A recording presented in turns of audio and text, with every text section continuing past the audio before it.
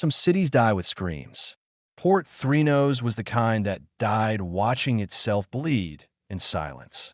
The orbital lights above flickered through the artificial dusk, casting cold shadows across the refugee station. Makeshift tents of thermal mesh rustled faintly beneath the low hum of environmental regulators. The illusion of weather, light synthetic rain, slid in patterned drops down the curved dome above, mimicking storms on a planet no one remembered fondly. A place left burning behind evacuation vectors. Oscar moved through it all like a ghost with a heartbeat. His boots struck the grid floor with practiced rhythm, stepping over coiled power cables and discarded ration sleeves. A medical satchel bounced softly at his hip, mismatched patches sewn over where the Earth insignia used to be. He hadn't worn that emblem in years, and even now, without it, he still felt its weight like a scar under the skin. His hand held a thermal scanner, the interface cracked but functional. Most of the camp was asleep or pretending to be. Curfew quieted things. That was the rule. If you wanted to be ignored, be still. A cluster of heat signatures caught his eye. Small, low to the ground, too close to the medbay entrance. He slowed, frowned. 3 figures. 1 adult. 2 smaller, pressed in her sides. Not listed. Not scanned at intake. Not supposed to be here. Oscar stepped closer. The rain simulation pattered gently overhead, distant as memory. The first thing he noticed was the woman's stillness. She knelt in silence, back bent under the weight of a rain-soaked violet shawl. It clung to her narrow shoulders like morning silk, draping over the 2 children tucked against her, small bodies curled like seedlings in frost. She didn't look up, even when his boots stopped a meter away. They always looked up, even the broken ones. "You shouldn't be here," he said, his voice low, almost hesitant. "This area is restricted, especially after curfew." No answer, just the sound of one child breathing too shallowly, too quickly. The smaller of the 2 twitched slightly in his sleep, as if swatting away nightmares. Oscar knelt, his knees cracked audibly. That usually startled people. She didn't flinch. The light caught her face beneath the veil's edge, skin the color of storm cloud violets, luminescent in the cold glow. Her cheekbones were sharp, lips pale, eyes half hidden behind long white lashes. Beneath her, one child had hair the same silver white as her own, the girl's face streaked with grime, and Oscar realized with a twist in his gut, frostburn. They'd been outside too long. "You'll freeze out here," he said. The woman's lips moved, but the words were soft, shaped more by breath than voice. He leaned in. "They said I'm worthless without a male." The sentence settled like ash on the back of his tongue. Her accent was melodic, a holdover from a culture that once held court among stars. Not anymore. The Usean people had been nobility once, before the collapse, before the camps, before surviving became an act of quiet defiance. "I could be a good wife," she said. "Please. My children need you." "Human." He didn't answer. Couldn't really. Because it wasn't a proposition. It wasn't manipulation. It was surrender, offered like rations, divided 3 ways. Oscar's mouth was dry. Last time he'd heard a voice that hollow, he'd been pulling a child out of a collapsed corridor on Telmach Prime, blood already cooling in his palms. He defied orders that day, thrown away his career. And in the end, the kid hadn't made it. No medal, no pardon, just guilt with long claws. He exhaled slowly, chest tight. "I have soup," he said, "and thermal blankets." Inside, she didn't move, just looked at her children, as if they were the only reason she'd survived this long. "I'm not promising anything," he added. Still nothing. So he moved first. He unclipped the fastener on his jacket and peeled off the inner lining, a heat-trapping field wrap, lined with old emergency foil. As he draped it over the children, his fingers brushed against hers. She flinched. Barely, but it was there. A taut ripple under the skin. Not from fear. From memory, maybe. From the echo of all the times that touch had meant pain. He didn't withdraw. He just made sure the boy's face was covered and stood again. The medical tent was still warm from earlier triage rotation. A low heat lamp cast a dull, orange glow across the cots and cabinets. He cleared a bench, reset the recycler, and poured broth into 3 chipped ceramic mugs. The children stirred as the warmth hit them. The girl sat up first, blinking. Her eyes were silver pale, wide-set, and far too tired for her size. She clutched something. Oscar squinted. A cloth doll, nearly colorless from wear. She didn't speak. The boy was slower. He whimpered softly as his mother sat him down and curled into her side with a low hiccup.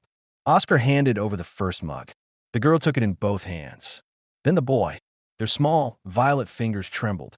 He hesitated before offering the last one to the mother. Her gaze met his now for the first time. There was nothing in her eyes. Not fear, not hope, just the hollow weight of someone who had already used the last of their dignity just to reach this tent. "Drink," he said gently. "You'll need your strength." She took it. It wasn't a victory. It was a pause. She brought the mug to her lips, but didn't sip. Just let the heat warm her fingers, as if afraid the taste would wake her from something.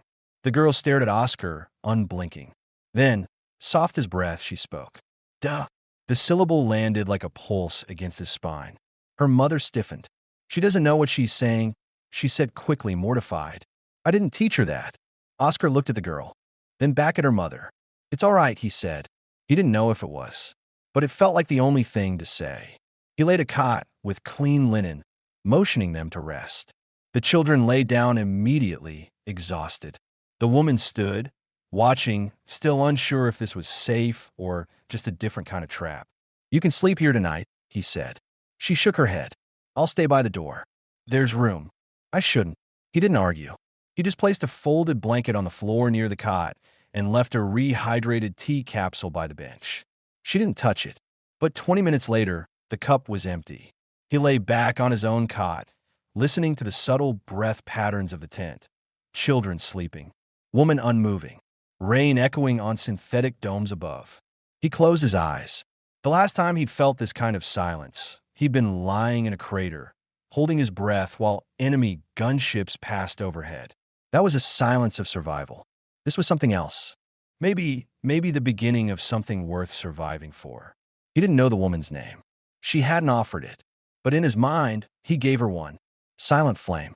And when he finally let sleep take him, it wasn't the dread that followed him into dreams. It was the echo of a child's voice, soft and misplaced, calling him something he'd sworn he'd never be again. Duh. And for the first time in a long time, Oscar didn't feel like he had to run from the sound. He just listened and let it live.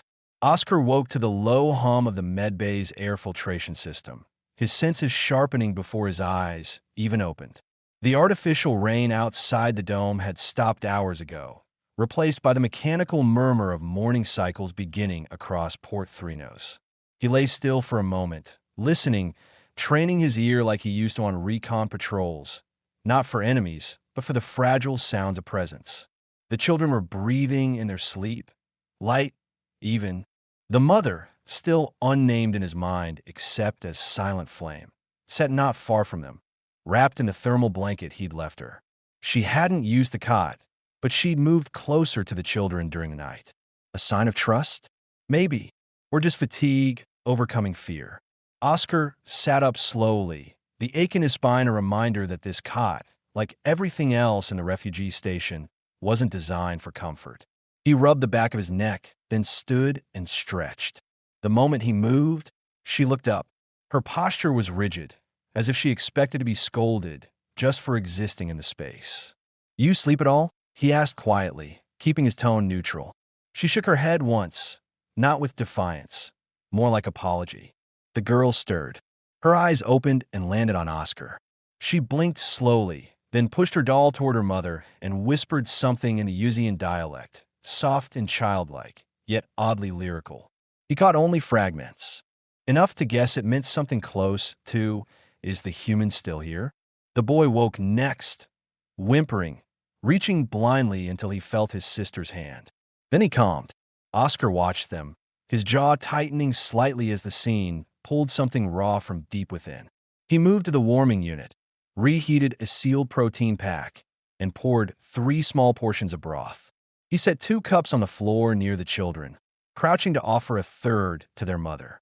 I'll see about real food later, he said. This'll help for now. She hesitated again before accepting it, fingers brushing his briefly. She didn't flinch this time, but she didn't meet his eyes either. He took a seat near the tent's entrance, watching them as they ate. The girl drank too fast and coughed, and her mother reached over instinctively, placing a slender hand on her back. They were quiet, trained by necessity, every movement economical, every gesture meant to conserve warmth, energy, and space. Oscar had seen soldiers with less discipline. He exhaled slowly. I need names. The woman froze, spoon halfway to her lips. For the record, he added, not for command. She studied him, still uncertain. But she set her spoon down. Tila, she said softly, nodding toward the girl. The child looked up and gave the faintest of smiles. It vanished quickly, as if afraid to stay. And him, Nerio, she murmured. Oscar nodded. Yours. She didn't answer. He let it go. The camp outside was beginning to stir. Oscar could hear the clatter of carts being dragged across the mesh walks, the grumble of overworked generators kicking into their daytime rhythm. Across the compound, ration lines would already be forming. Families huddled in clusters, waiting for half-warm packets and nutrient gels. I'll need to log them temporarily, Oscar said, standing. No one scanned them in. If an inspector sees you 3 without tags, you'll be processed. Or worse. Her voice was quiet, but steady. We were smuggled in. That made him pause. Ow! She didn't elaborate, but her gaze dropped briefly to the floor, ashamed, maybe, or simply tired of explaining things no one wanted to hear. Oscar looked at the children. Tila clutched the cloth doll again. Nerio sat pressed into her side, the edge of Oscar's thermal wrap draped over his knees. He remembered something. A flash. Telma Prime. A collapsed underpass. A child's arm, limp and cold in his grasp. The moment he stopped obeying orders and started saving lives. The moment everything changed. And still, somehow, he hadn't expected this. I'll get you temporary IDs, he said. No scans. No names in the central registry. Just a clearance code so no one pulls you out of line. She looked at him then, just for a second. Her eyes were soft violet, rimmed with the raw pink of wind-chafed skin. But there was something behind them. Recognition. Not trust. Not yet. But recognition. He turned away and stepped into the outer corridor, tapping his communicator against the wall console. The system flickered, slow today. He tapped again, fingers impatient. It finally connected to the medbay network. The override code still worked. He printed 3 low-level wristbands. Non-invasive. No biometric sync. He walked back inside and crouched again. Wrist, he said, showing her. Just for appearances. She looked at the band like it might bite her. Then offered her arm. He clipped it gently. Then the children. Nerio cried softly until Oscar whispered something. Nonsense words, really, but quiet, steady. The boy stared at him. Then hiccuped. Then stopped crying. Oscar stood. You're safe in here. For now. He turned to go, but her voice caught him. Why? He looked back. Why what? Why help us? Oscar considered his answer. Too many words came to mind. None of them simple. None of them honest without bleeding. I was told once that helping the wrong people can ruin your life, he said, voice quiet. They weren't wrong, but they also weren't right. She nodded slowly, as if that made perfect sense. He started for the door again. Your name, she said. He paused. Turned back. Oscar. A breath passed between them. Thank you, Oscar. She still didn't give her name. That was fine. He hadn't earned it yet. Outside, the station lights brightened by 2 degrees. Morning, as much as this place could offer. He pulled his jacket tighter, stepped into the corridor, and faded into the crowd. Just another medic with too many ghosts and not enough gloves. But somewhere behind him, in a warm tent near the medbay wall, 2 violet-skinned children ate hot food for the 2nd morning in a row. And a woman who'd been told she was worthless without a man had chosen to stay another night under his roof. And that, in this place, was a kind of miracle. A quiet one, but no less real. The 3rd cycle came with a heavy stillness. Not a storm, not even silence. Just that peculiar kind of inertia that hangs in the air when too many people are trying not to hope. Oscar stepped through the outer corridor of the med bay, shrugging off his jacket with one hand while balancing a thermal tray in the other. He'd scavenged 2 extra protein sachets from the auxiliary rations desk. Not legal, not flagged either, just tucked under a clipboard, taken when no one was looking too hard. It wasn't charity. It was preservation. Inside the tent, the recycled air was warmer than expected. Someone must have adjusted the thermal intake. A tiny act, almost invisible, but it meant someone had started to believe they'd be here tomorrow too. The children were awake. Tila sat cross-legged on the floor, the dull blue glow of the penlight pressed beneath a sheet of plast paper. She was drawing again, something shapeless and shifting, all curves and circles and stars that didn't belong to this system. Nerio lay curled beside her, awake but silent, blinking slowly as if the world was too large for him to process in one breath. Sarai sat near the back wall, hair undone, a pale waterfall spilling down over one shoulder. She wasn't watching her children. She was watching him, always alert, always braced. Oscar crossed the room quietly and placed a tray on his center crate. "Not much," he said, keeping his tone light. "But it's warm, and it doesn't taste like solvent, which is more than I can say for yesterday's meal." Tila looked up, nose wrinkling. It smelled like burned wires. Oscar smiled. "That's because it was." Nerio giggled softly at his sister's reaction, then tugged at the blanket around his waist. He still didn't speak, but he looked at Oscar with something closer to comfort now. Familiarity, even. That was progress. Sarai stood slowly and crossed to the tray, graceful in every movement, like someone used to being watched and judged for how she took each step. Her fingers brushed the edge of the cup before lifting it.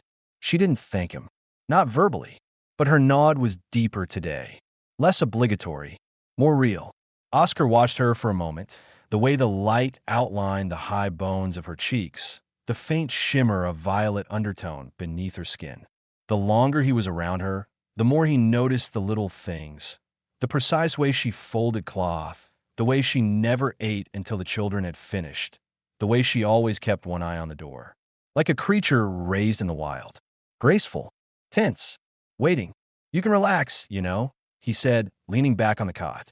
She looked at him flatly. "Can I? No scanners come through here without my clearance. You're safe.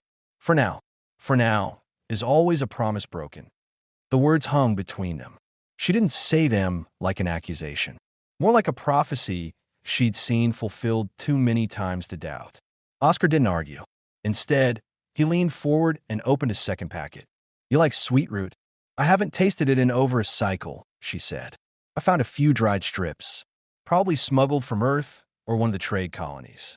Not ration legal. You risked consequences for flavor." "For children," he said. "Flavor is how they know they're still alive." She blinked at that, just once, then reached for the dried strip and broke off a piece, offering it first to Tila, then to Nerio.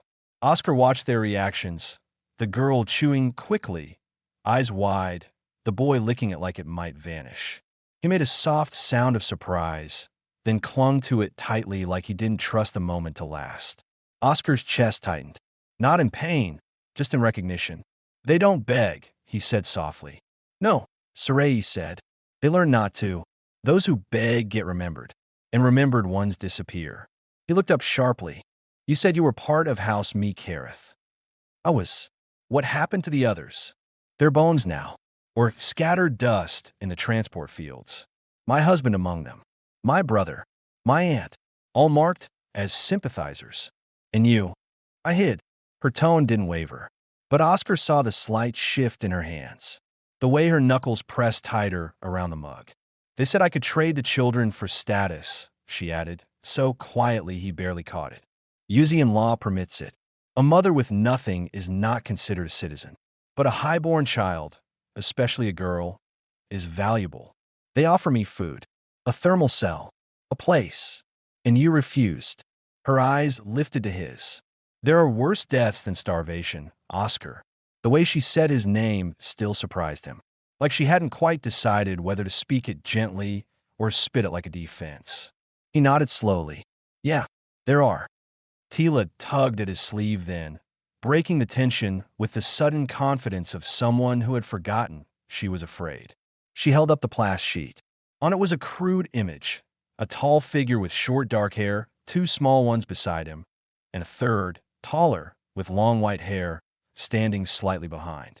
The stars above them were drawn like upside-down tears. "She says that's you," Sarai said quietly. Oscar took the sheet.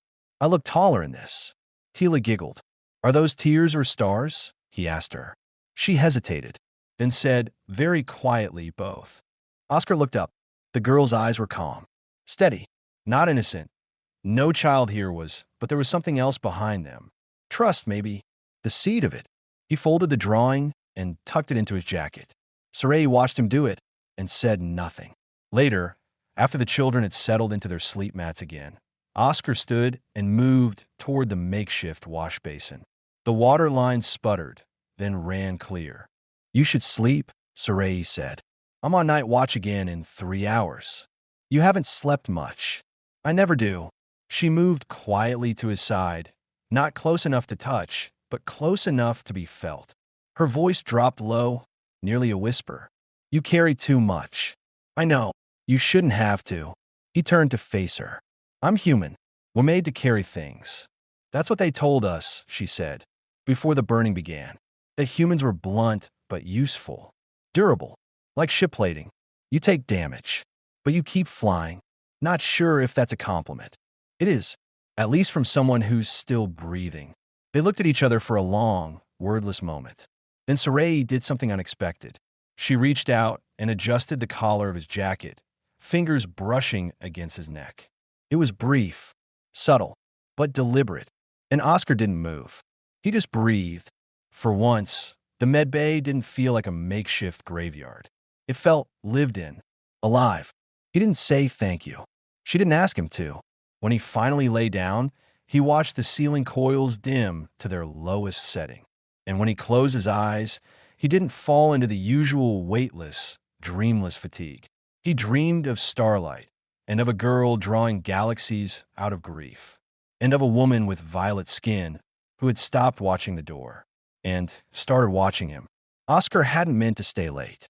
He told himself it would just be for a few minutes, to check vitals, refill the water cache, maybe coax Nerio to eat a little more. But somehow, night had fallen again, and he was still sitting on the floor of the med bay, his back against the reinforced crate that held the camp's meager supply of gauze rolls and injectable coagulants. Tila was asleep with her head in Sarai's lap, her white hair spilling across her mother's robe like spilled light. Nerio, curled beside them, clung to the hem of his sister's tunic, fingers twitching faintly as he dreamed. Sarai gently ran her hand through her daughter's hair, movements slow, methodical, endlessly careful. "You always sit like that when you think," she said, voice soft enough not to disturb the children. "With your back to the wall. Feet forward. Hands open." Oscar glanced over, eyebrows raised. "And here I thought I was subtle. You're not." He let out a breath, not quite a laugh. "You're watching me that closely? I watch everyone that closely. It's the only reason I'm still alive." She didn't say it like a boast, just a fact, the same way she spoke about food, or weather, or war. Oscar leaned his head back against the wall. The dimmed lights cast faint halos across the ceiling, filtering through the heating vents in a low hum. Outside, Port Three Nose was quiet again, too quiet for safety, but just enough for reflection. "Ask it," Sarai said after a moment. He looked at her. "You've been wanting to ask me since the day we met," she added. "About how we got here. About what happened before. I figured you'd tell me when you were ready. I'm not, but I'll do it anyway."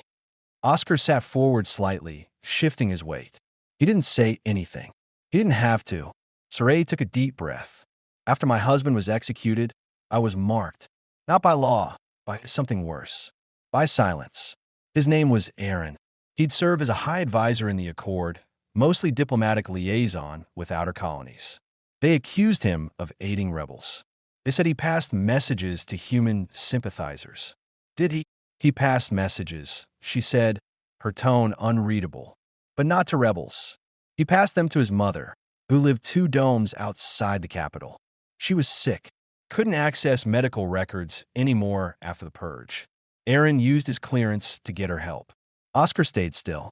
They killed him for that, she continued. Called it subversion. I didn't get to bury him. They took his body and erased his records from the birth circles. Our marriage was declared invalid. Retroactively. That's...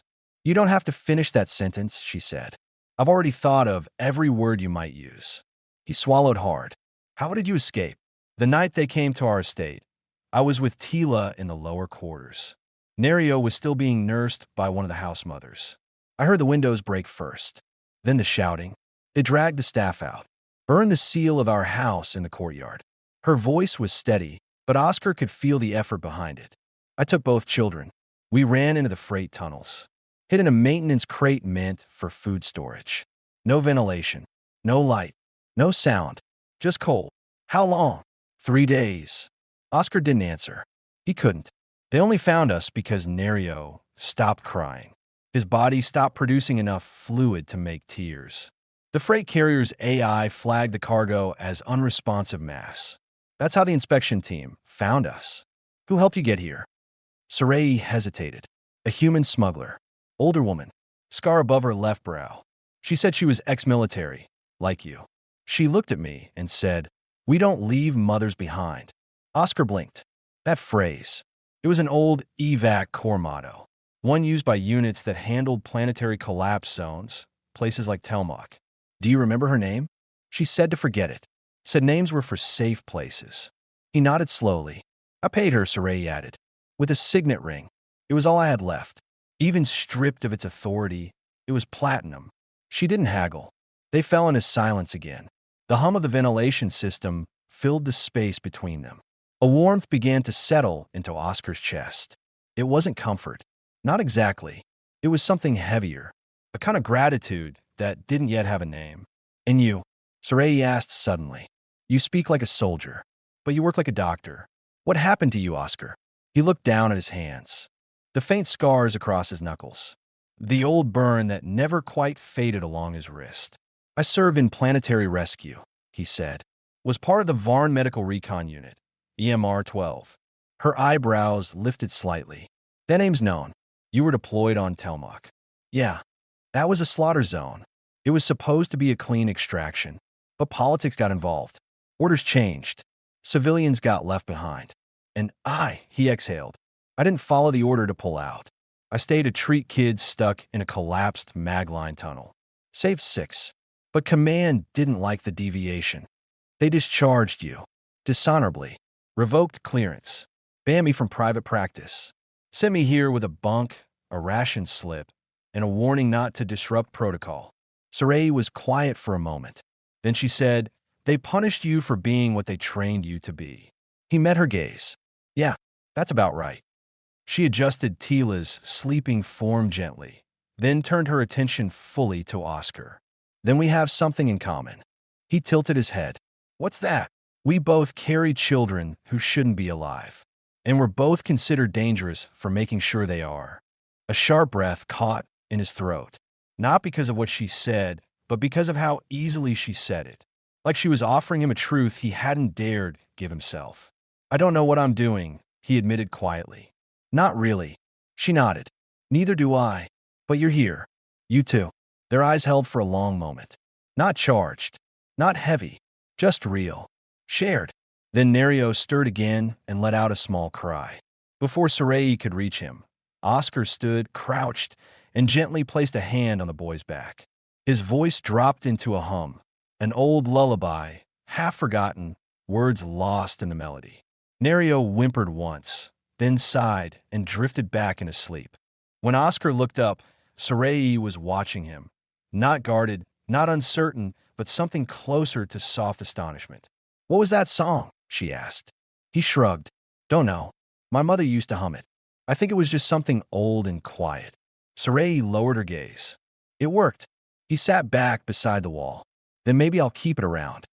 A gentle quiet settled over the room again. But this time, it wasn't the silence of pain or waiting. It was the stillness of something beginning.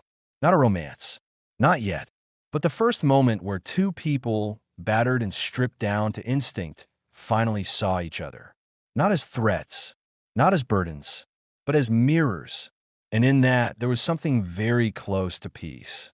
It began with laughter, not the brittle, forced kind that survival often breeds, but something brighter, more startling. It cut through the sterile quiet of the med bay, like a sunbeam breaking through storm glass. Oscar stirred awake, disoriented by the sound. For a split second, he thought he was dreaming. Then Nerio tumbled across his chest with a muffled squeal, dragging the blanket like a cape. "I'm a worm king," he shouted. Tila, half horrified, half amused, chased after him. "You can't be a worm king. Worms don't wear socks." "I do. I'm special." Nerio ducked under the table and cackled with delight. Oscar sat up, rubbing sleep from his eyes. "What in the 9 levels of vacuum is going on?" Tila looked at him with hands on her hips. "You stole my socks, duh.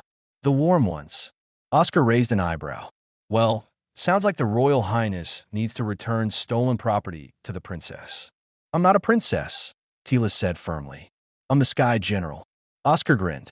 "Ah, well, carry on then." Sarai stood at the edge of the med bay, arms folded, watching it all with that unreadable expression of hers. Her hair was braided back, robe cinched neatly at the waist, but her posture had softened, barely, subtly, less like a shadow waiting to flee, more like a woman beginning to notice the shape of safety. Oscar met her gaze across the room. "I didn't know this place could sound like that." "Like what?" she asked. "Children being children." She tilted her head. "It's strange and loud. That's how you know it's good." Sarai looked at her children again. Nerio, now crawling toward her on all fours, making monster noises. Tila had returned to her drawing, her stylus scratching lines of stars and domes, and, today, a strange mushroom-shaped tree. "They don't remember how to play properly," Sarai said, her voice quiet. "Not really. They were always taught to be still. Quiet, not to draw attention." Oscar nodded. "That's how you survived. It's not how you live." He didn't reply. He didn't need to. He just watched them with her. Watched as Tila drew a planet with 4 stick figures under a blue sky. Not metal walls. Not ration cards. Not fences. "I want to show them something today," Sarai said suddenly. Oscar blinked. "Show them." She walked over to her pack, one of the few things she'd carried all the way from Uzia. She unwrapped a worn cloth bundle from inside, unfolding a small, round object that shimmered softly in the light. It looked like glass, but its core shifted in color as if it contained storm. Oscar stepped closer. "What is that?" "A memory globe," she said. "We use them to record family lines. History. Sacred stories. I've never shown them." "Why not?" "Because it's broken." The voice crystal inside shattered during the journey. "There's no sound anymore. Just light. But maybe that's enough." She crouched and called the children over. Tila came first, curious. Nerio stumbled behind, still dragging the blanket like a royal train. Sarai placed the globe between them and pressed a finger to its center. It flickered to life, casting a soft lavender glow across the floor. Inside, a slow dance of shapes began to form. Figures. Symbols. The outline of a great tree growing upward into stars. A cradle. A child. 2 hands joined together. Tila leaned close, eyes wide. "Is this your planet?" Sarai nodded. "Before it burned." Nerio reached out to touch the light. "Is it still there?" She hesitated. "Parts of it, but not like this." Oscar watched the way the children sat, so still now, so reverent, as the orb played out its silent story.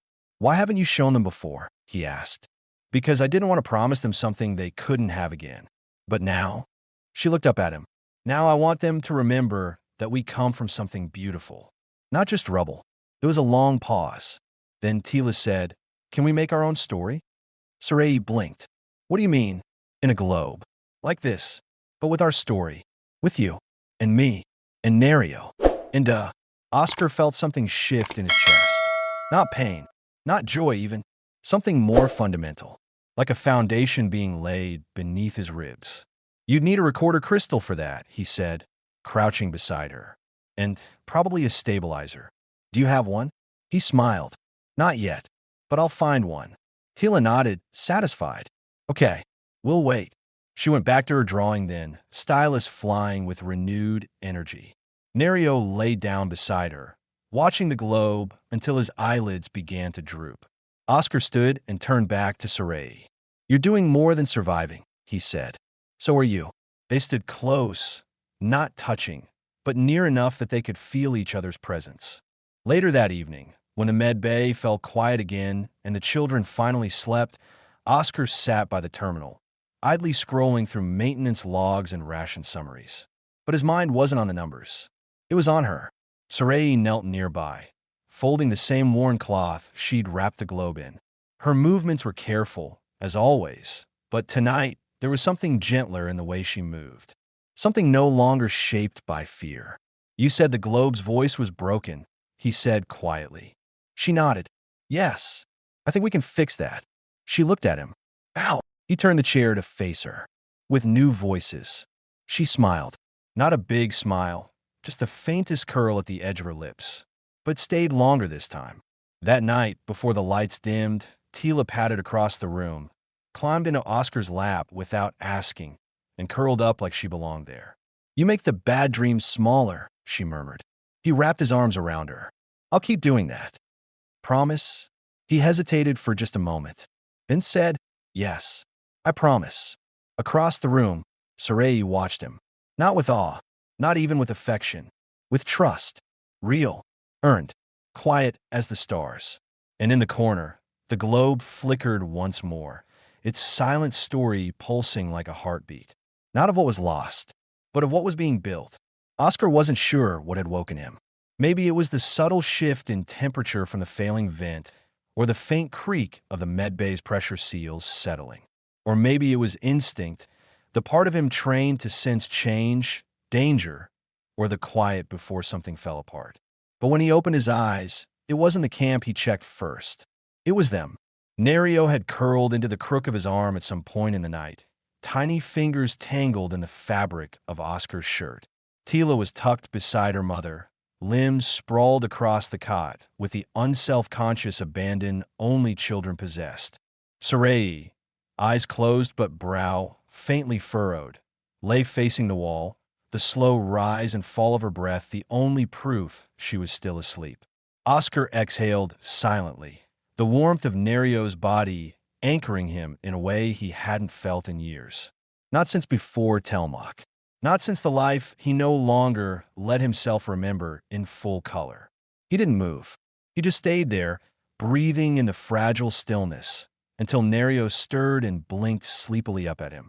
Duh, he whispered, voice hoarse from sleep. Why's your heart so loud? Oscar blinked. My what?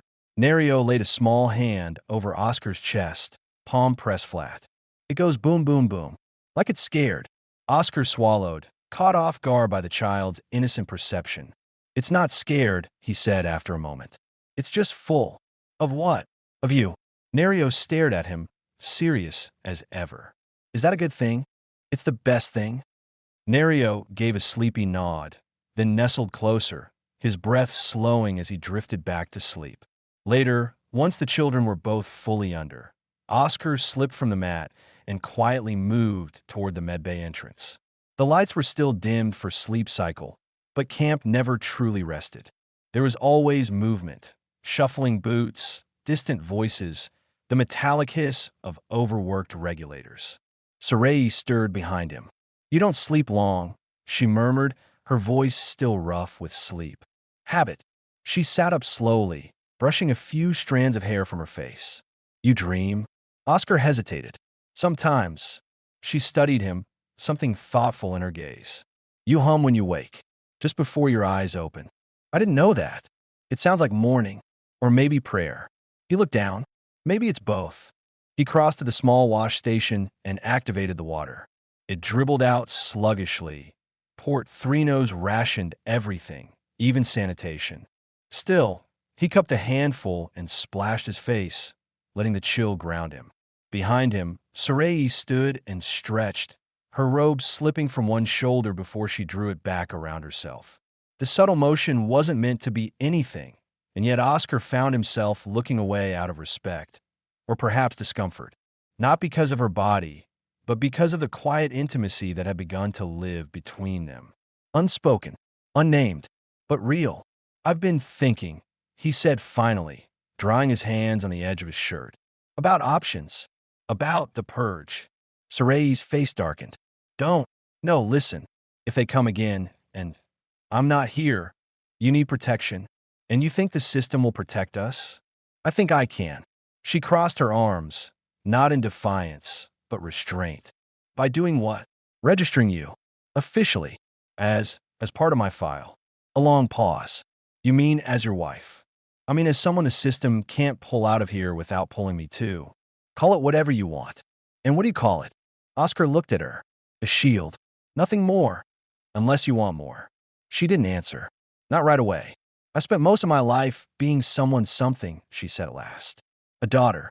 A wife. A disgrace. A possession. I never got to just be me." He nodded slowly. "Then you decide what this is. If it's a shield, fine. If it's more, I'll wait until you tell me."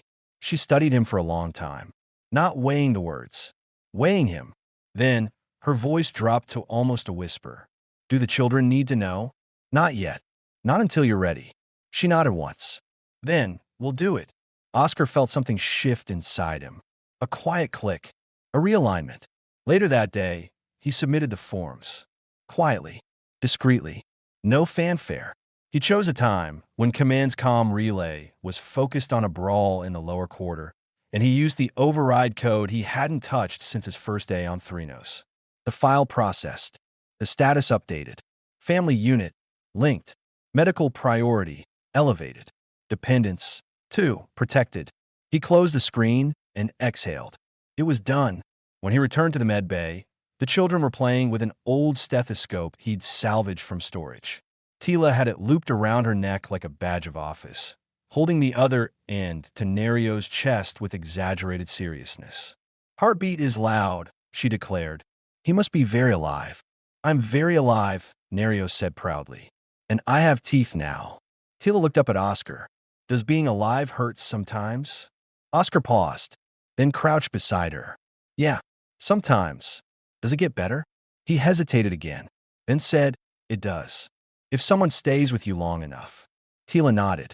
"Then I will stay." Nerio raised a hand. "Me too. Unless there are spiders. Then I will hide under the blankets." Oscar laughed, sudden and warm. Sarai watched him from the cot, her eyes softer than he'd ever seen. She didn't smile, not yet, but her lips parted like she was remembering how. That night, when the lights dimmed again and the vents hummed their lullaby of survival, Oscar lay awake, the warmth of the children pressed into either side of him. Sarai lay just across from him, not touching, but closer than ever before. They didn't speak. They didn't need to, because in the quiet, in the shared air and borrowed time, there was no longer just survival. There was belonging. And for now, that was everything. Oscar was used to silence. Not the kind that filled abandoned tunnels or blood-streaked outposts, but the kind that came after choices. The moment when a decision settled deep in your bones and the world seemed to hold its breath, waiting to see if you'd regret it. That was what this morning felt like.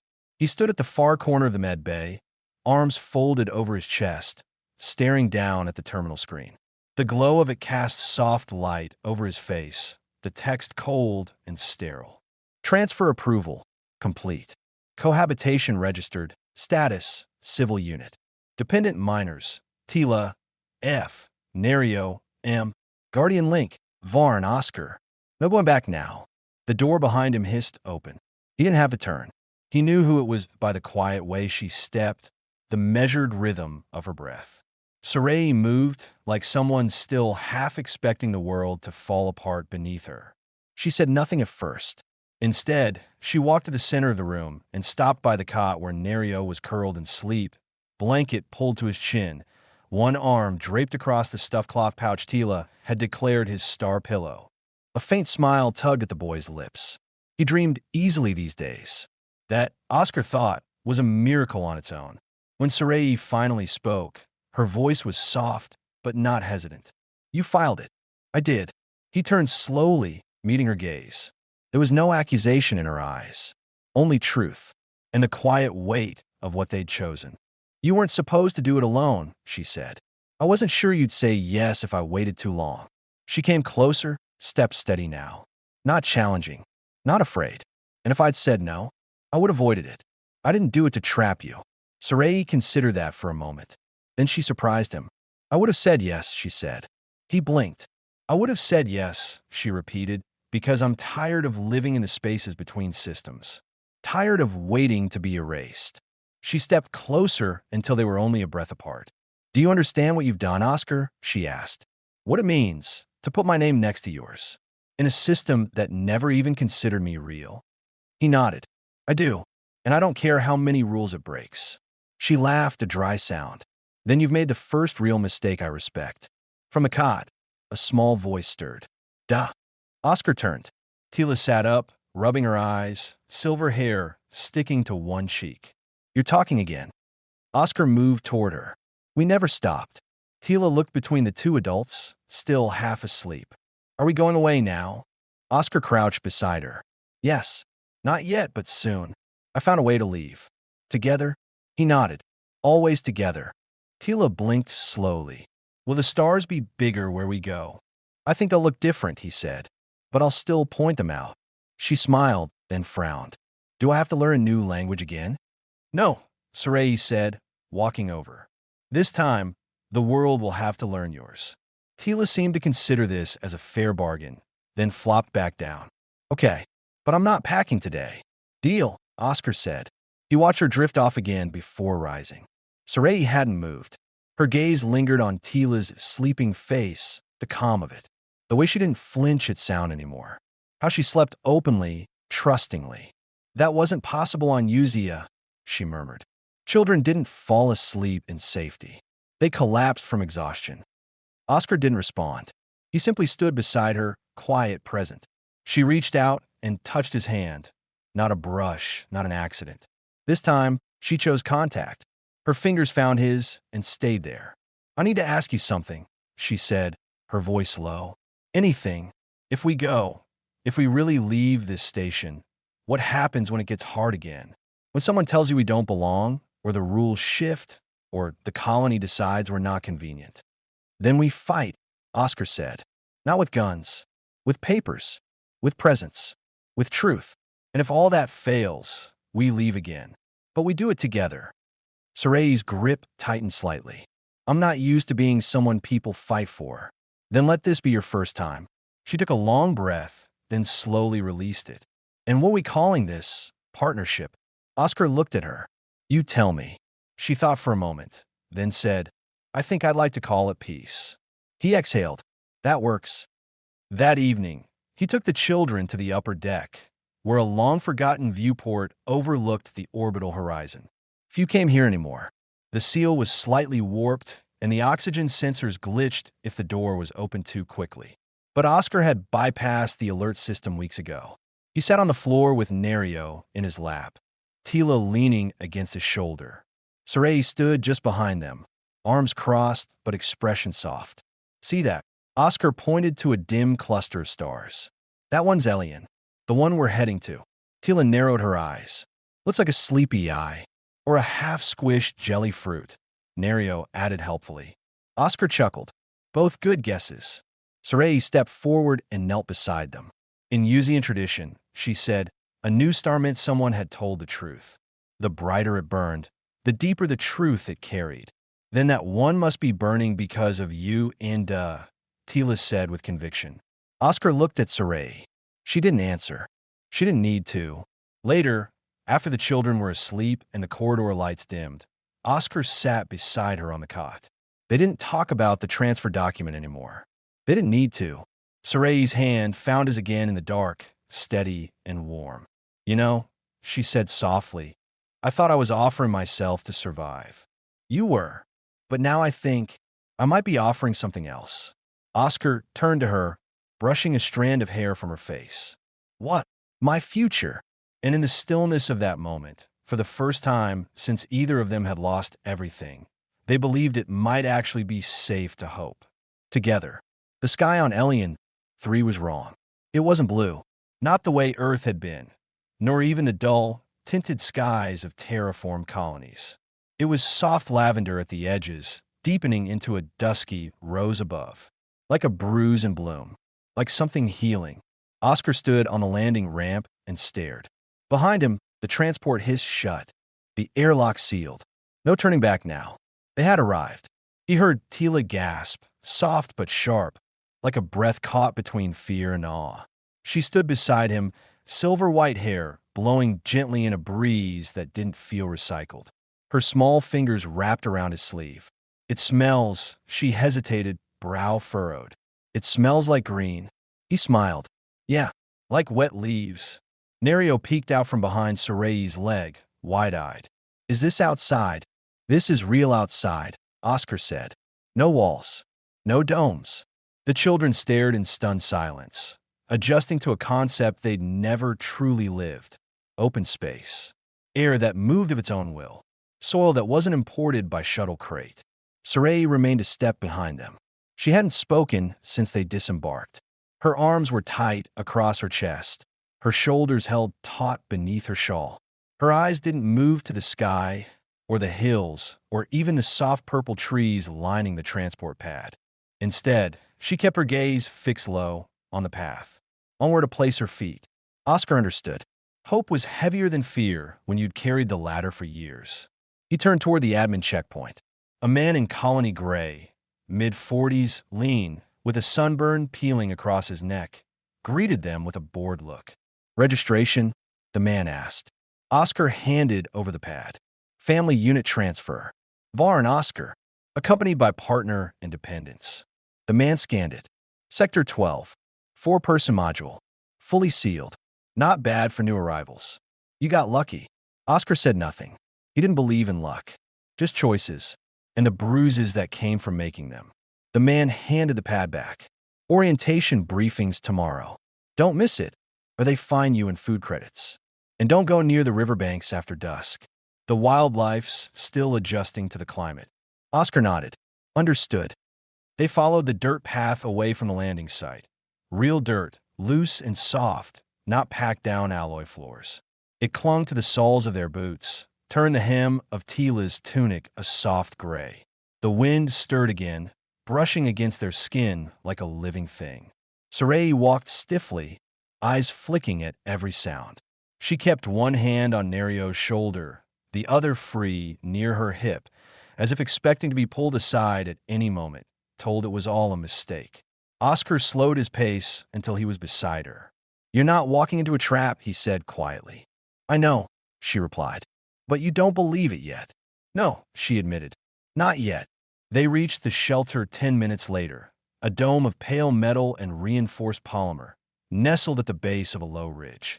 One solar panel blinked green. The biometric scanner on the door hummed when Oscar touched it. Inside, the space was simple, functional. 4 cots, a folding table, a meal unit, a sanitation stall, and most miraculous of all, windows. 3 of them, wide and curved, looking out toward the hills. Light spilled in. Natural light. Nerio ran to the far wall and pressed both hands against the glass. It's warm. Tila climbed onto one of the beds and bounced once. Then stopped. Is it ours? Oscar nodded. All ours.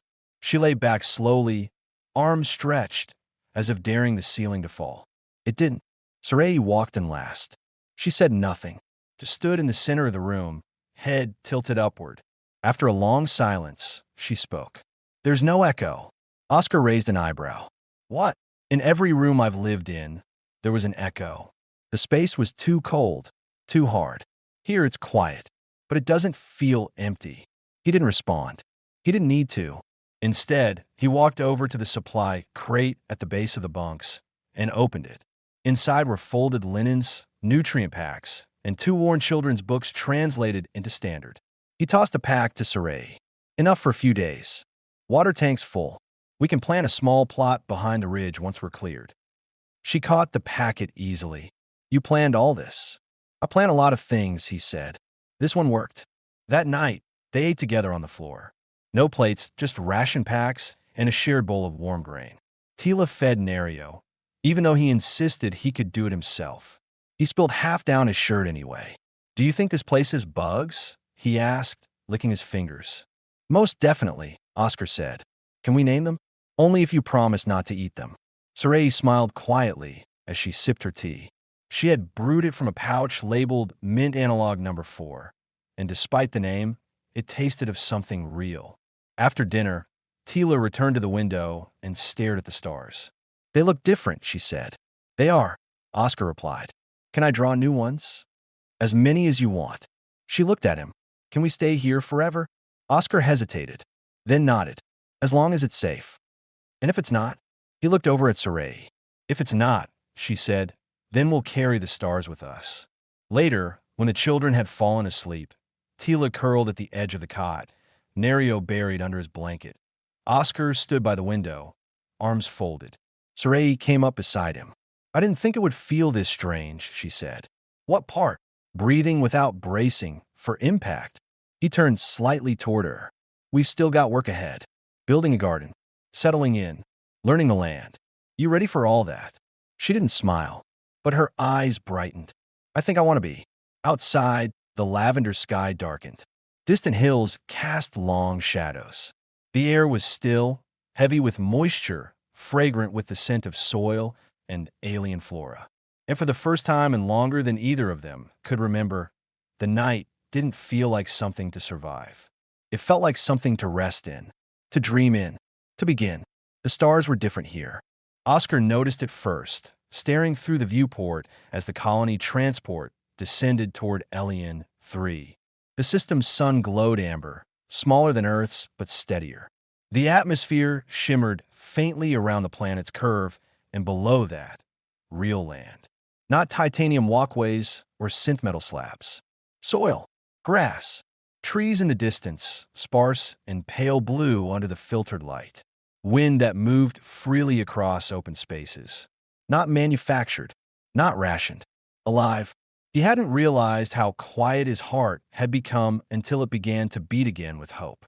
The ship's landing struts touched down with a soft hydraulic sigh, and Oscar unfastened the children's belts with practiced hands.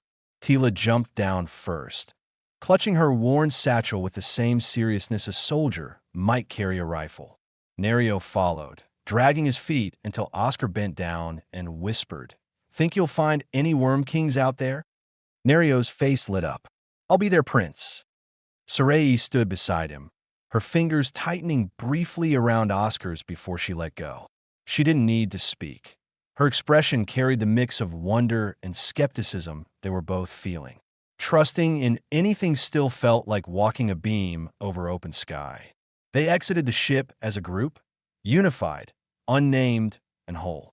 The colony's intake platform greeted them with a faint scent of ozone and tilled soil. A breeze moved across the plains, stirring Tila's hair and tugging at the hem of Sarai's robe. Nerio froze and whispered, What's that? Wind, Oscar answered. The real kind. It tickles, Nerio declared, laughing. They passed through the checkpoint with minimal scans. Elian 3 wasn't a high-security world. Not yet. Just a hopeful one. That was its danger and its promise. An admin officer handed Oscar a datapad. Unit Varn, assigned to Sector 12. Shelter module already powered. Basic supplies inside. Orientation briefing in 3 days. Until then, explore, rest, settle. Oscar took the pad and nodded. Thanks. The man looked at the children. They yours. Oscar glanced back at Tila and Nerio. Nerio was running in lopsided circles. Tila was trying to catch the wind in her hands. He smiled. They're ours. They followed the dirt path. Dirt, not alloy plating, toward their module. The prefab shelter was simple, a curved dome tucked at the base of a gentle hill, surrounded by thin blue-leaved trees. It hummed softly as the biometric lock registered Oscar's print and slid open. Inside, light, space, warmth. Not much, but enough. There were 4 bunks, a food prep station, a working water tap, and windows, clear, curved panels that looked out over the fields instead of inward like every wall on Port Threenos. Tila dropped her bag on one of the beds and spun in place. It smells like plants. Nerio crawled under the table and declared it his fortress. Sarai stood just inside the doorway, her gaze sweeping the room as if waiting for something to be wrong. Oscar stepped behind her and placed a hand on her shoulder. You okay? She didn't answer right away. Then, I don't remember what it feels like to sleep without checking the exits. You don't have to tonight. I know. That's what frightens me. He didn't try to fix that feeling. Some things weren't wounds. They were scars that needed time. That night, as the artificial sun dipped below the low hills outside their dome, they sat together on the floor with bowls of protein stew, freshly heated and flavored with something earthy and unfamiliar. Tila asked questions between bites. Will I have to go to school here? What do they teach? Are the stars different on this planet? Can I plant something? Sarai answered softly, her voice steady and maternal in a way Oscar had grown to cherish. They teach you things that help you grow, like soil for your mind. And if my brain grows too big, will I float? Tila asked. Oscar grinned. That's the dream, kid. Nerio slurped his stew and added, Can we make a garden? Maybe, Oscar said. There's space behind the shelter. And real dirt. Tila gasped. We can grow a real starflower. If you find seeds, I'll find them. I'll ask the wind. After dinner, Sarai stepped outside to walk. Oscar let her go. He cleaned up, helped Nerio settle in a bed, then sat with Tila while she sketched. New stars, new skies, the dome shelter drawn with windows wide open. When Sarai returned, her braid was looser and her steps were quieter. She stood at the doorway, watching them. Oscar looked up. You walked far. Just enough. Find anything? She hesitated, then said, Yes. She crossed the room and sat beside him on the floor. There was a tree, she said. It had roots thick as my arms. It grew straight up through a patch of glassy rock. Like it didn't care the world, try to break it. Sounds like someone I know. She smiled faintly. I'm still learning how to be someone. You're doing fine. She leaned her head against his shoulder, silent. Her hand found his. Do you think they'll remember this? She whispered. Tila and Nerio. She nodded. Yeah, they'll remember this as the place they got to begin. And us. He looked down at their joined hands. I think we're already something they believe in. That night, after the children had fallen into soft, dreamless sleep and the wind outside hummed gently across the Elian 3 fields, Sarai stood at the threshold of the sleeping quarters. She held herself with that same quiet poise she always carried, but tonight it felt different, less guarded, as if her stillness was not born of fear, but of decision. Oscar was sitting on the edge of his bunk, one arm draped across his knee, watching the slow flicker of the night light above the door. The pale glow painted soft shadows across his face, bringing out the quiet in his eyes. Sarai spoke first, her voice hushed but steady. I can't sleep alone tonight. Oscar looked up, surprised but not startled. He nodded once and stood, stepping aside. The bed wasn't large, barely wide enough for 2 people, but it held warmth from where he'd been sitting. She approached, barefoot, her steps light on the laminate floor. Her silver-white braid had loosened, falling across one shoulder like a ribbon of starlight. Her violet-toned skin shimmered faintly in the soft light, like dusk painted in flesh. She lay down beside him without a word, facing the wall at first, her back to him. He lay down, slowly, giving her space. But after a long silence, she whispered, I don't want space. He turned gently, facing her back. Then I'm here. She shifted closer, her shoulders touching his chest. His arm moved around her, not gripping, not claiming, just there. A presence. A promise. Her body slowly relaxed against his. For a while, they didn't speak. They just breathed in rhythm, the way people do when their hearts are close and unarmored. Her skin was warm against him. Her scent like crushed leaves and something clean filled his senses. He felt her fingertips trace lightly across his hand, searching for something. He met them with his own. When she finally turned to face him, their eyes met in the quiet. She reached up and brushed his cheek with the back of her fingers, her thumb hovering just under his jaw. I've never said this to anyone, she whispered. Oscar swallowed, watching her. She drew in a breath, steady but full of weight. I love you. Oscar didn't answer with words, not right away. He looked at her, and it was as if the entire war-torn history of both their lives had led here. Not to tragedy, but to this singular, quiet miracle of understanding. He leaned forward, slow, deliberate, and kissed her. It wasn't urgent. It wasn't rushed. It was soft and real, like two people finally allowing themselves to fall into the gravity they'd spent so long resisting. Her lips trembled under his at first, then deepened, anchoring herself in the feel of him, the warmth of his hands, the safety of being seen and still chosen. When the kiss broke, he rested his forehead against hers. "I love you too," he said. She smiled, fully this time. Unmasked. "Say it again." "I love you." Her eyes closed. Once more, he kissed her again before answering. "I love you." She exhaled a breath that sounded like surrender. Not to him, but to peace.